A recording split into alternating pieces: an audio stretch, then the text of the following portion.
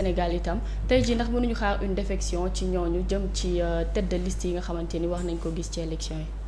Alors moi ce que je pense mooy bon déjà on est en démocratie. C'est le système et l'antisystème qui sont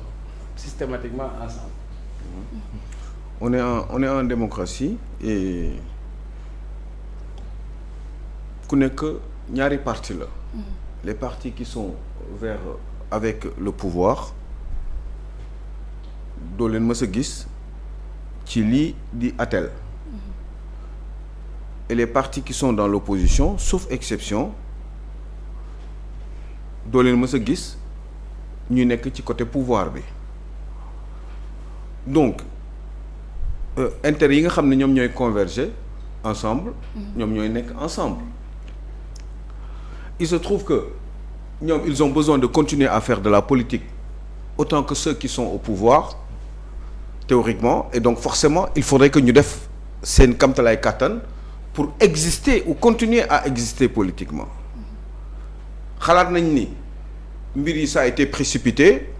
ils ont certainement peut-être d'autres raisons telles que continuer à exister. C'est évident que ni ils vont tout faire pour créer ay mbir boo xam ne moo leen di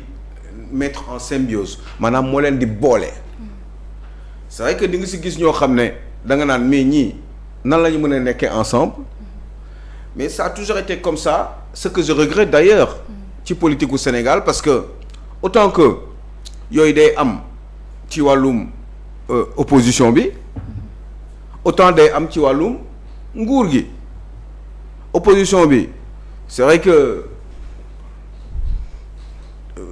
comment dire Cheikh Oumar Talla li mu wax dëgg la da ngay gis ay nit ñoo xam ne ci opposition bi bu ñuy ànd da ngay naan mais ana li ko waral da ngay mel lu xala jaaxle sax parce que da nga naan wax dëgg yàlla c'est parce que rek ils sont dans l'opposition wala peut-être que ils sont arrivés à être dans les mêmes intérêts et que forcément ils se retrouvent pour défendre li nga xam ne moom mooy transparence bi. Moi je pense que ni élection Sénégal jaratul ay transparence jaratul yooyu yëpp di ko wax ay machin alliance pour la transparence je crois que ni c'est pour une autre raison parce que élection fii Sénégal kenn mënatu ko sàcc mënatul nekk donc pour la transparence par rapport à quoi lan la ñu soupçonné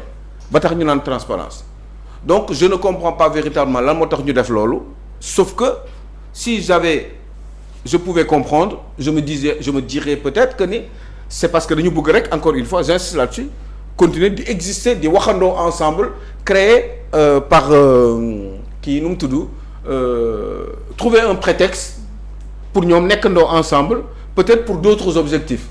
mais c'est évident que ni Alliance pour la transparence des élections fii élection c'est comme les autres quand ils le faisaient ceux qui sont au pouvoir yenn daje yi ñu doon wax ci wax élection yi ñëpp xamoon nañ ni élection kenn mënatu ko sàcc fii la preuve après il y a eu 54%. Donc élection sàcc ko fii ci réew mi mënu fa ñële aussi faisaient la même chose c'était un moyen aussi un prétexte pour ñoom pour qu'ils puissent se retrouver ensemble ñii ils font la même chose léegi nag moi j'ai entendu qu'ils ont critiqué que ni Diomaye devait dafa précipiter affaire bi habituellement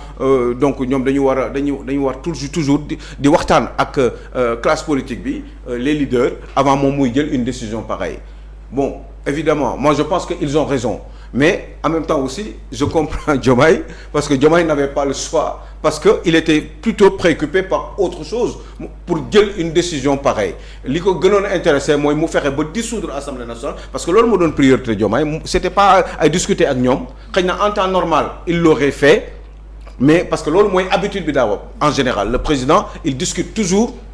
avec classe politique bi yenn leaders yi avant muy jël arrêter une date ba gars yi jox ko xalaatam bu ñu ko joxee ay xalaat ba pare moom ci en général ci xalaat yooyu lay sukkandiku pour joxe justement une date par rapport à une élection présidentielle ou pour faire une proposition qui serait certainement confirmée par le Conseil constitutionnel n'est-ce pas léegi nag li tax mu defu ko ñoom xam nañ lan moo tax defu ko je crois que les esprits avertis aussi xam nañ lan moo tax Diomaye defu ko Diomaye devait absolument dissoudre l'Assemblée nationale le 12 pour des raisons justement qu'on connaît boo xam ne waxtaan nañ ci maanaam il ne fallait pas que ñu passer le 12 parce que sinon le 13 il y aurait eu un problème puisqu'il y a une déclaration de politique générale et boobu day compliqué donc Diomaye gisatul woon dara lu dul essayer de tout faire pour sauver son ami à juste titre parce que moom moo yor càggal guy gi te comme effectivement dafa far ce qui est dommage parce que c'est un président de la République quand même normalement moom bu demoon ba wax waxam mais loolu du waxtaan bi bu demoon ba wax waxam dafa ko waroon jéem a respecté mais moom bu jëmee bay continuer di jéem a teg dil ak xaritam pour parce que dafa am ay prérogatives yoo xam ne càggal guyam la c'est parce que aussi dafa jógoon pour jàppale waayam.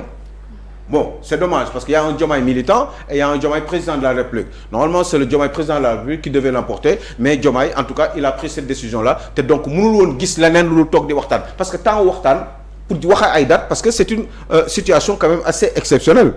Il s'agit que ni ay problème dafa am avant la dissolution de l'Assemblée nationale dafa am ay coow yu bari dafa am heures yi amoon ci seen diggante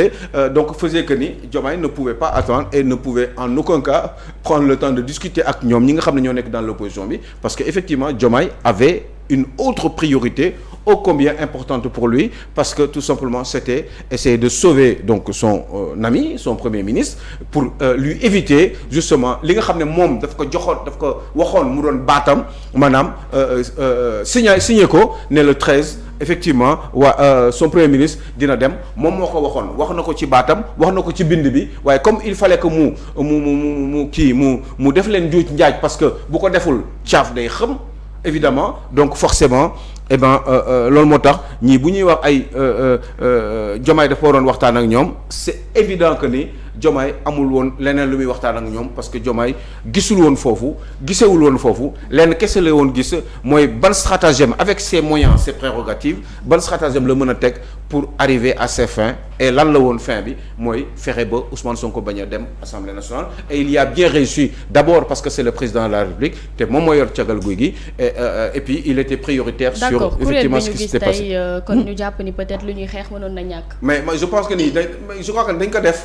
def juste c'est un prétexte pour ñoom qu'ils se réunissent éventuellement parce que booy seet sax ñi ngi wax ñoom ci seen biir ay nan la ñuy def pour organiser seen bopp pour mën a maa ngi dégg Adji Mbergane Kanouté di ko wax ne xaw ma dafa bëgg gars yi def tout pour ñu booloo jàkkaarloog ñi nga xam ne ñoom ñoo nekk ci nguur gi pour fexe ba bañ leen jox justement une majorité à l'Assemblée nationale moo tax ma xalaat ni lii prétexte rek la woon waaye ñoom ci seen bopp xam nañ ni loolu mënul woon nekk parce que mbir mi daf fi xaju fi woon le 12 la woon président de la République moom moo ne le 13 dañuy def déclaration présidentielle en sachant pertinemment que ni loolu mënul am donc nekk fi woon pour di tal évidemment c'est un homme politique aussi ce président de la République là c'est un homme politique et c'est normal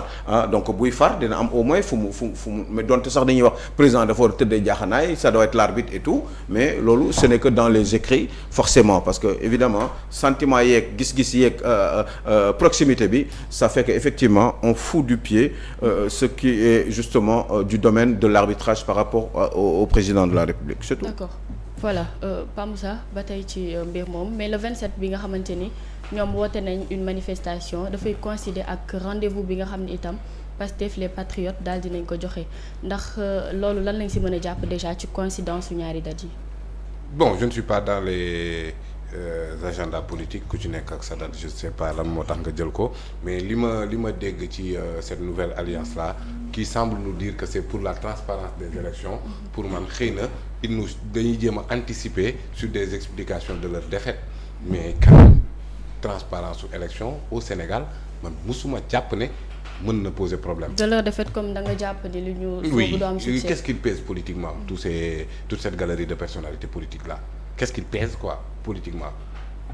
problème mu élection Sénégal musul am.